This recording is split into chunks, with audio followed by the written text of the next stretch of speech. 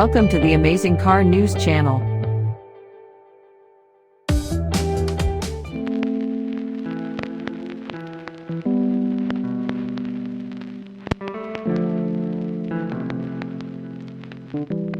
When a duck is stuffed into a chicken that's stuffed into a turkey, it's called a turducken. When a supercar is outfitted as a grand tourer stuffed with 2 passengers, it's called a McLaren GT. One of these mashups is much more enjoyable than the other, and it rides on 4 massive wheels instead of 6 cooked wings. For years, McLaren has tried to make supercars accessible to an American audience. Now, the British racing brand redirected its energies away from the sport series into a new hierarchy of vehicles topped by multimillion-dollar marvels such as the McLaren Speedtail, girded by supercars in the middle, and underwritten, perhaps, by its first grand touring model for a relatively accessible price of $200,000. Launched for 2020, the more road-friendly GT can't shake its supercar heritage by design. After spending a spirited weekend with the gorgeous 2021 McLaren GT, I found the synthesis of supercar and tourer enchanting, even if it never made a case for practicality. Beheld from any angle, McLaren's first grand tourer is a fantasy made real for the select few. My tester came in Serpentine, for $4,500 extra, a dark green that shimmered in sunlight and chilled at night.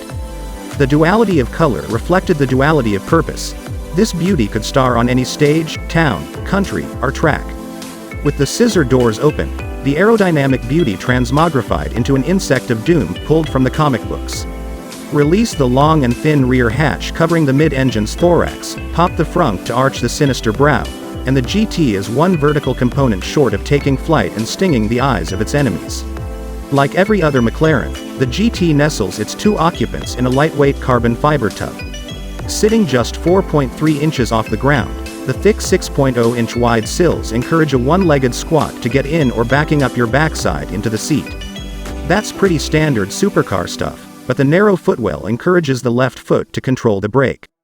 The narrow center console stacks a cup holder and storage box, evidence that McLaren maximized every inch of usable space while not compromising on what makes it a McLaren. Stretching 6.5 inches longer than other McLarens, the long sweeping tail transforms this transformer into a long weekend getaway car, in theory.